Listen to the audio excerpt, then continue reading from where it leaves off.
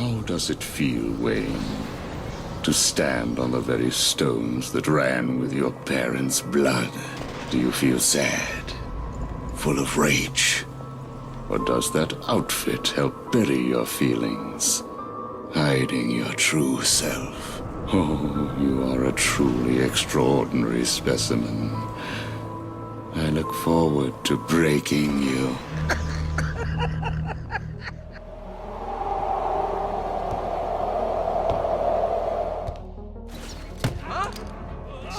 Don't be stupid, Dark Knight.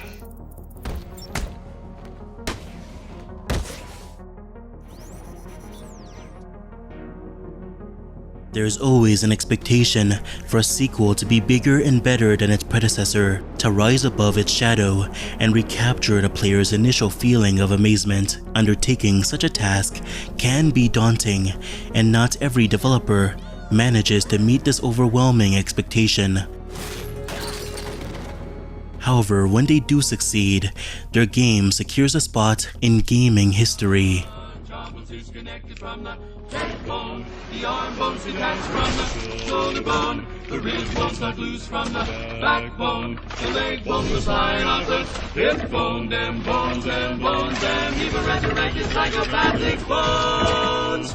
In 2009, Batman Arkham Asylum made its debut, and it received resounding critical acclaim from both fans and reviewers. The game's groundbreaking combat system, unique stealth gameplay mechanics, and outstanding art direction were just a few elements that contributed to its worldwide success. Admittedly, the game was not flawless, with several features that needed refinement. But in terms of immersing the player in the ultimate Batman experience, few games could rival Arkham Asylum. So the question loomed, how could Rocksteady Games possibly surpass this monumental hit that left an indelible mark on the gaming industry? Their answer was to be even more ambitious than before.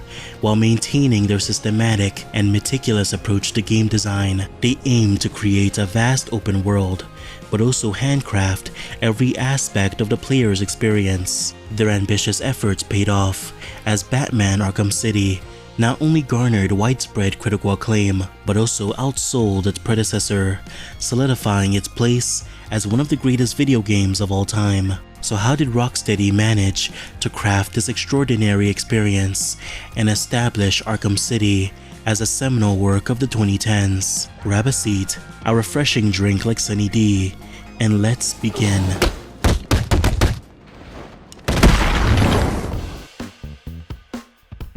Note to self. Never visit the carnival on a weekend. That way, you won't have to fight the crowds.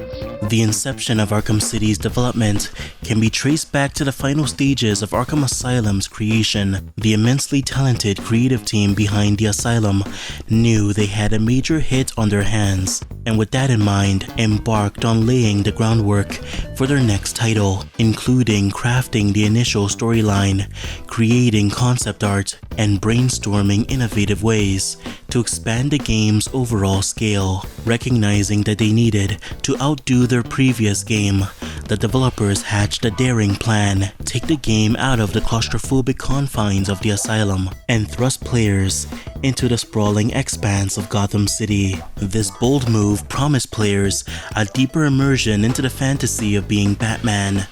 What was once merely a distant backdrop could now be explored to their heart's content. The vast open world presented a myriad of possibilities for traversing the city. Maybe the player could use the Batmobile to drive around the Gothic metropolis. Perhaps we'd be able to soar above the towering skyscrapers, admiring the neon glow of the billboards, the hustle and bustle of cars, Gotham citizens going about their daily lives, and criminals engaging in illegal activity, which Batman has to stop. This vision for the Arkham Asylum sequel was undoubtedly the shared expectation among fans, and one can assume among the developers as well. However, such an ambitious vision posed significant challenges. While Rocksteady had expanded its team from 30 to 75 to 100 developers, it was not a major studio at the time. Their capacity to broaden the scope of the game and undertake a more ambitious project was tethered to the resources and manpower at their disposal. Thus, the game's setting would not encompass the sprawling expanse of Gotham City, but rather a more contained and meticulously crafted sandbox experience. Arkham City draws significant inspiration from the Art Deco style of Batman the Animated Series, as evidenced by the pervasive presence of neon lights illuminating every corner of the cityscape. The visual team executed a remarkable feat in translating the Gothic metropolis into the game's engine, as I paused to admire the breathtaking vistas of Arkham City. However, it's important to note that the in-game map is not a faithful replica of the animated series. Instead, it portrays a grim reality with dilapidated and decaying architecture, its very foundations crumbling from years of neglect and urban decay. This blend of Art Deco and Gothic elements creates a paradoxical city, one that strives to exude prosperity and vitality, but ultimately reveals its own failures once you see past the neon glare. The exceptional art direction in this game is astonishing, and it was made possible by the relatively compact size of the map. At first glance, the city appears massive, a sprawling playground for players to explore at their leisure. However, the map's true scale is much smaller than it appears. Most of the perceived size is a cleverly crafted illusion, with the backdrop of a larger Gotham City, which players cannot explore without using exploits, creating a facade of grandeur. This illusion is further amplified by the large central area of the map, which players cannot access easily and have to navigate around to access other parts of Arkham City. Nevertheless, despite Arkham City's modest size, this turned out to be a wise, creative decision.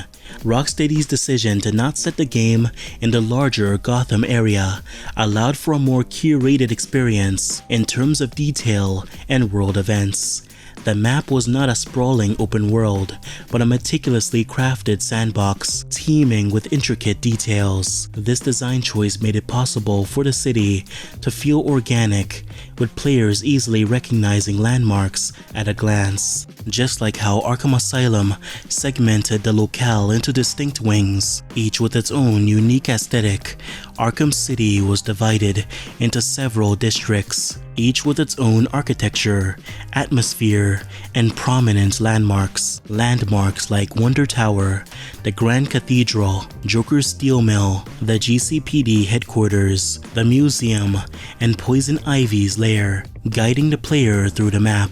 Arkham City may have been smaller in scale, but it allowed the developers to focus on the density of detail within the map rather than its overall size. Because in the end, size does not matter. The brilliance of the map design does not even account for the expansive sewer area and the well-designed building interiors.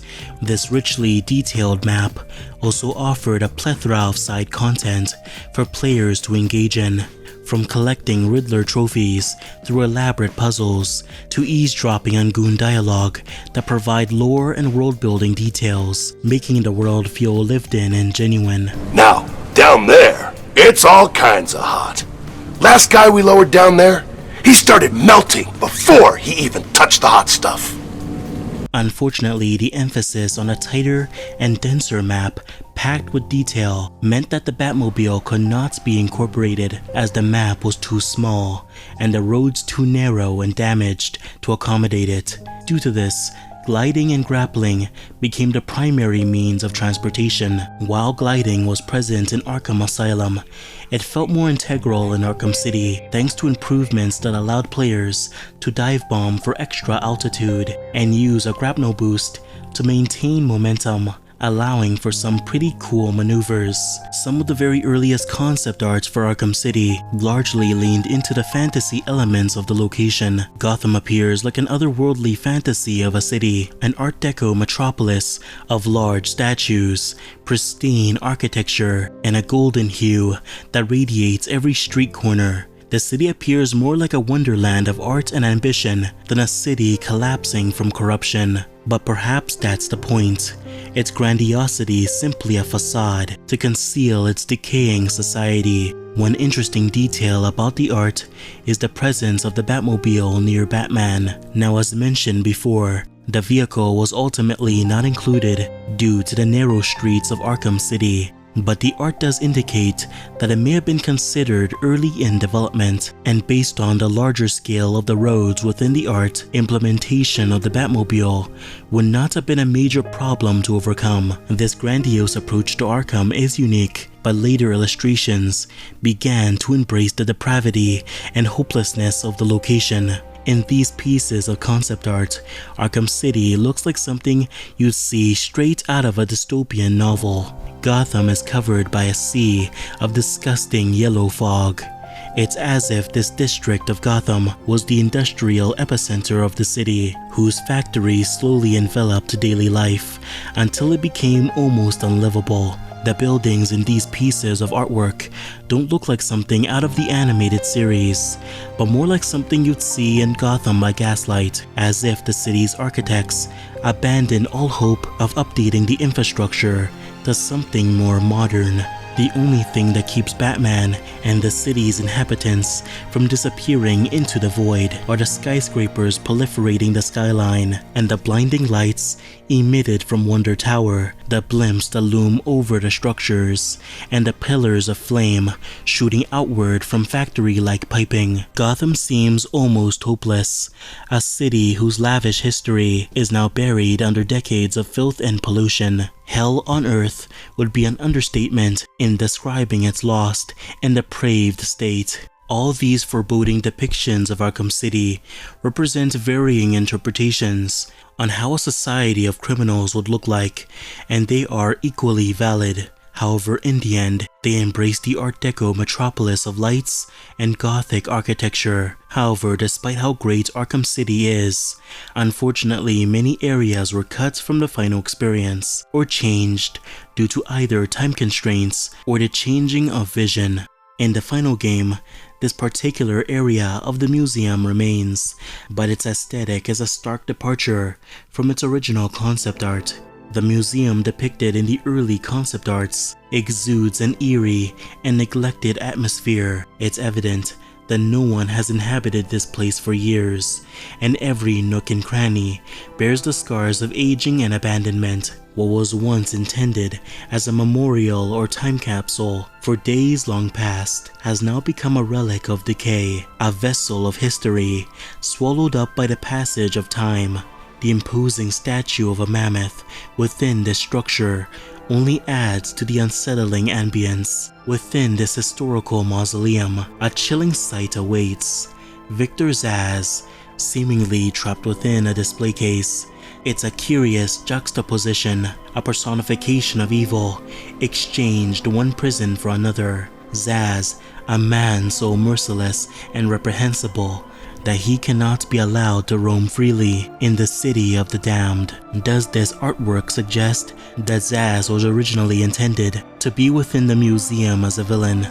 Perhaps, but it's more likely that the creative team placed him here to enhance the visual impact of the art and explore different narrative possibilities for the game's story. This concept art was created during the latter stages of Arkham Asylum's development, indicating that the team was still brainstorming ideas for the direction of their next title. This insight into the game's early vision suggests that the developers were initially inclined to maintain the foreboding and eerie atmosphere of Arkham Asylum, but on a grander scale. However, the game underwent a significant transformation towards a more fantastical and wondrous visual approach, evident in the replacement of the creepy mammoth in favor of a robotic T-Rex, and the overall brighter aesthetic of the museum. All we need now is a finishing touch, a special new hat. Just for you. In the realm of content that did not make it into the final game, we find ourselves exploring what initially appears to be a factory or industrial setting. This unsettling location is adorned with an abundance of infant dolls suspended from rusty chains, casting eerie shadows against the backdrop. In the distance, the silhouette of the Mad Hatter can be discerned. Frolicking amidst this nightmarish factory, it becomes quite apparent that this locale was conceived as the early concept art for Mad Hatter's lair, and a peculiar scene of hanging dolls serves as a glimpse into his attempts to render this place surreal and otherworldly. This eerie and surreal setting reflects the twisted, childlike mindset of the Mad Hatter. He seems unable to exist in a world that does not mirror the dark reality lurking within his psyche. The disturbing party of these dolls and figures continues in another illustration, but here, the horror is magnified to bone-chilling proportions. Now an amalgamation of countless mannequins is tightly packed within what resembles a factory. It creates an illusion of life that, if weren't for the strange surroundings, might have utterly convinced us that we had been drawn into the demented world of the Mad Hatter. These concept illustrations seem to suggest that the original idea for the Mad Hatter boss fight was distinct and possibly more elaborate.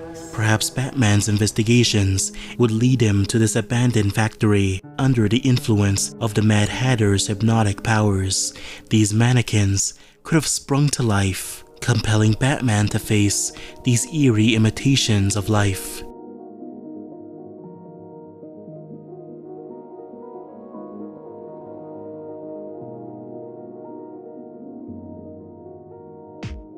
This is gonna hurt. Two guns, bitch! With Rocksteady now deciding on the visual aesthetic of Arkham City, it was now time to formulate the characters that inhabit it, and luckily for Rocksteady, they already had a definitive visual approach to how the characters would look like, meaning overall, there wasn't much notable differences in their looks. Since this is a Batman game, we need to discuss the titular title character first. To talk about how they redesigned the Batsuits for Arkham City, we need to briefly go over how this initial look was formed in the first place. As established in my Arkham Asylum video, initial designs for Batman's Batsuit were being developed during the creation of Batman Arkham Asylum, and initially, the creative team opted to go for something that was a bit more original to their vision than what we'd come to expect from the comics. Batman was slimmer, his cape enveloped most of his body, and it was held together by a shiny silver bat symbol that was more like a pin. Although this suit wasn't exactly translated into the game, a similar suit that maintains the same overall design language was used for the early pre-alpha of the game. As you can see, it maintains the same large enveloping cape, the same look for Batman's cowl, and although not exactly the same, the bat symbol has a large white tint that helps it pop out from the black batsuit. This early pre-alpha suit is not a one-to-one translation of the art, but you can see the type of design approach they were going for early on. Now, since these are actual full 3D models of this early pre-alpha suit, it's highly unlikely that it was simply a placeholder suit. It's more than likely that the creative team seriously considered having it be the full costume for the entire game. However, games often change significantly during early development. Ideas are often presented, developed, and then later removed for various reasons. And the same can be said for this initial early suit, and the more cartoony art style the game seemed to have very early on. At some point during Arkham Asylum's development, the game took on a more darker atmosphere, and the creative team decided to embrace something closer to the character's source material, specifically Jim Lee's illustrations of the character. With this new design approach in mind, the Batsuit in Arkham Asylum was redesigned to fit Jim Lee's illustrations, ultimately resulting in the look we have in the final game. In terms of how they redesigned the costume for Arkham City, the costumes aren't actually that different.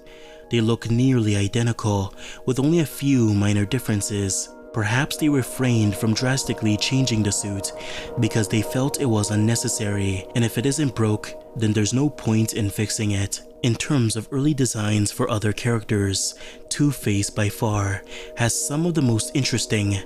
Now this look is not drastically different from the final game.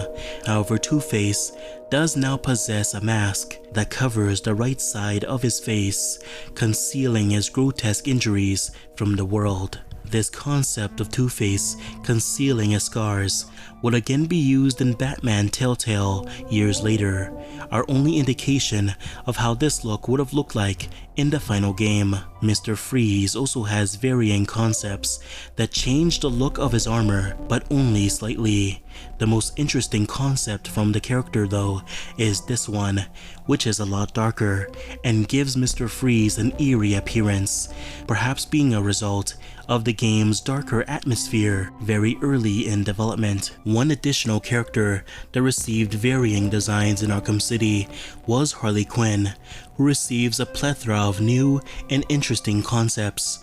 Her initial designs are of course very interesting, just like in the first game. The developers took her iconic look from Batman the Animated Series and gave it a sort of punk rock-like aesthetic, with spikes all over her costume, piercings, tattoos, handcuffs attached to her right wrist, and black eye makeup that runs down her face due to her constant crying. This more aggressive design approach to Harley Quinn doesn't really fit in with the main title, so it's more than likely that these concept illustrations were for Harley Quinn's revenge, as the designs are akin to how she appeared in the DLC, but I could be wrong.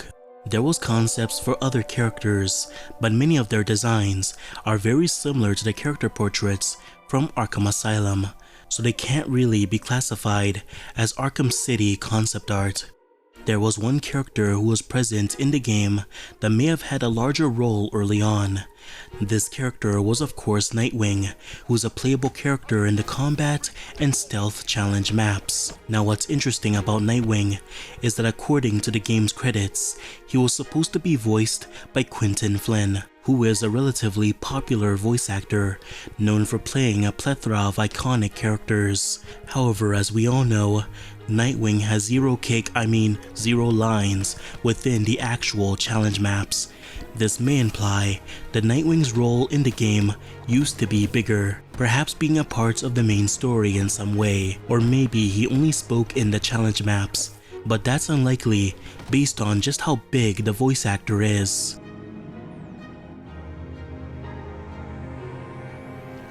In Batman Arkham Asylum, the combat itself was not that difficult.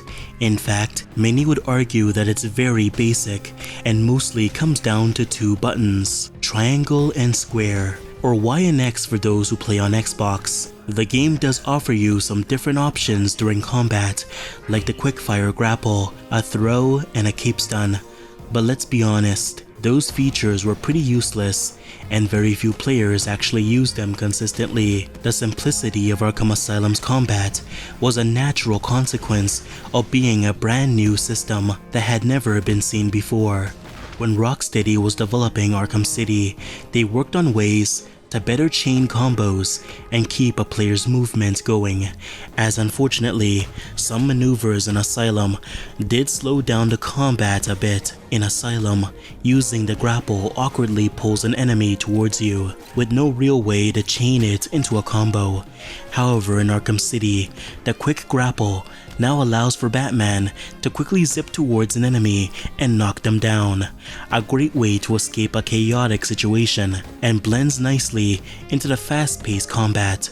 Another move that was utterly useless in Asylum was the cape stun, as not only did it awkwardly slow down combat, but was only useful against one enemy type, which was a huge waste of the feature. However, in Arkham City, the cape stun opened the door for 3 maneuvers: the beatdown, which could take down an enemy instantly if successfully pulled off; the aerial takedown, which was faster than the beatdown but required additional button presses to pull off, and also allowed the player to jump to a new enemy if certain buttons were pressed on time; the ultra cape stun, which hits an enemy with 3 consecutive cape stuns; But honestly, apart from some enemies, the move is pretty useless. These improved combat features don't even include the plethora of quickfire gadgets at your disposal. The freeze grenade locks enemies in place, which can help isolate the more dangerous foes. Quickfire explosive gel knocks several enemies to the ground, but it's harder to pull off. And the quickfire electrical charge that stuns a foe, and for some cases, causes them to lose control and hit those around them. Quickfire gadgets are made even better by enhanced quickfire gadgets, which only occur when you reach a high combo counter, allowing for quickfire gadgets to have double the power, giving you some much needed breathing room during a fight. Stronger quickfire gadgets are not the only things high combo counters can give you. They also open the door for special combo moves, such as the combo finisher, which instantly takes out any basic enemy type, no matter their defense or weapon. The bat swarm, which covers the arena in a swarm of bats and disorients anyone nearby. But let's be honest, it's pretty useless as the enemies are not stunned nearly long enough. There's also the multi-takedown, which instantly takes out all downed enemies in an area, a move that helps cut down on time in a fight and is honestly just cool to see pulled off. Last but not least is the combo disarm, which gives you the ability to destroy any enemy's weapons or shields, reducing the tools enemies have at their disposal. Of course, with Batman acquiring a plethora of new maneuvers, the game would have to introduce many new enemy types to make sure the combat was not too easy, and each enemy needed different moves in their arsenal to take down. For example, the knife-wielding enemies from Asylum was now split into two new enemy types, the armored enemies and the knife-wielding enemies. In Batman Arkham Asylum, the red knife-wielding enemies were impossible to attack head-on, and their attacks could not be countered and only avoided. The only way to damage these enemies was by doing a cape stun, allowing them to become vulnerable. The same can be said for the armored enemies in Arkham City.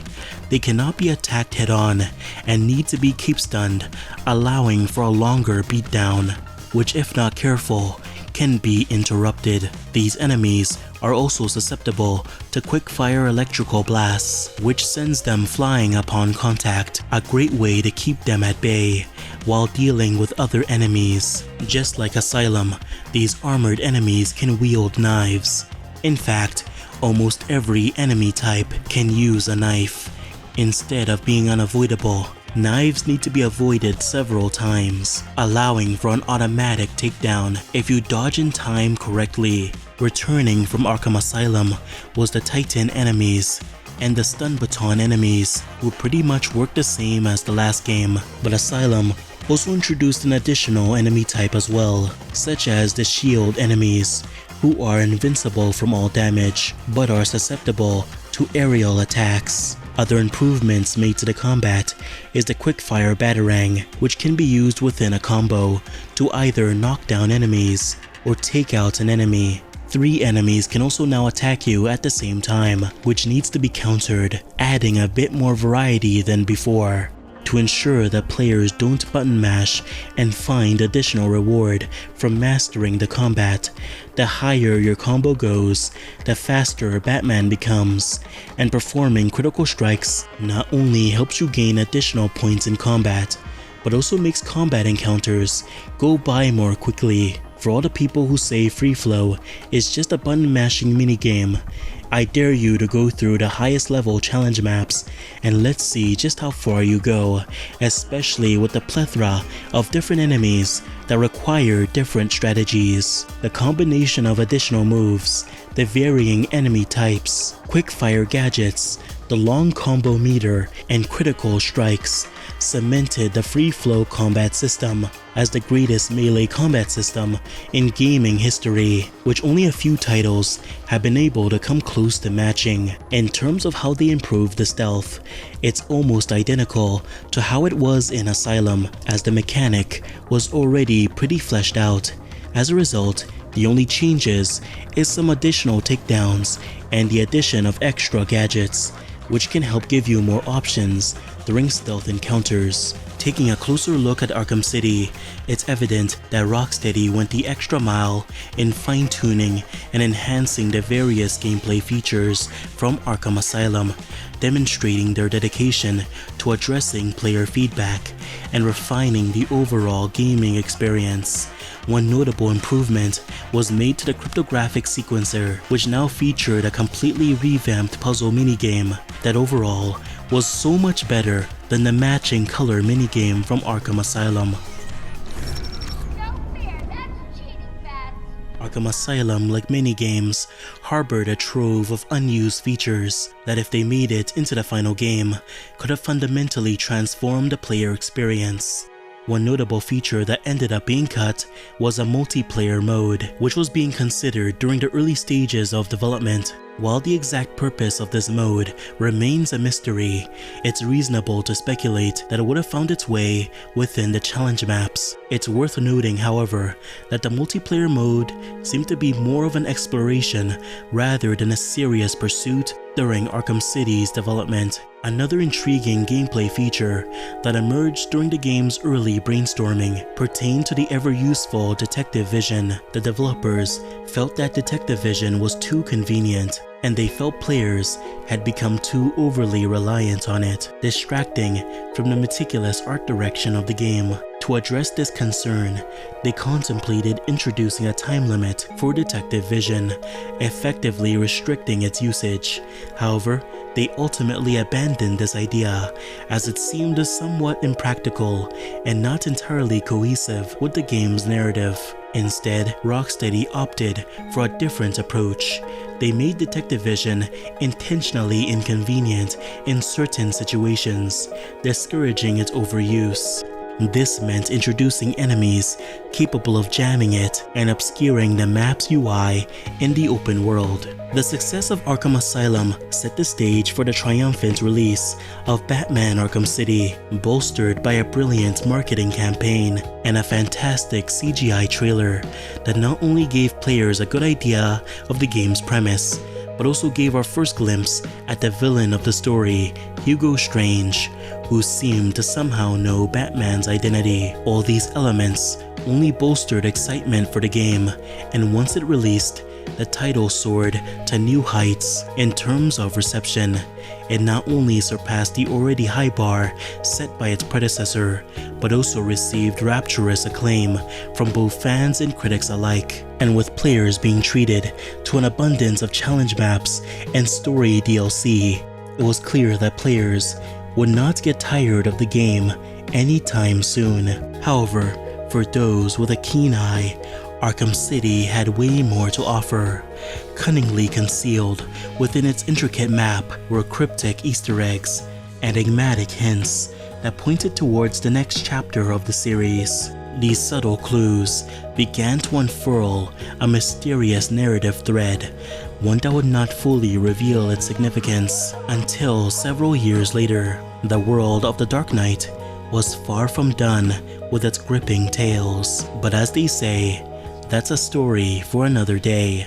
I can see you have your hands full with Arkham City, but it's time for me to leave now. Pray we do not meet again. Next time, I will not be in such a generous mood.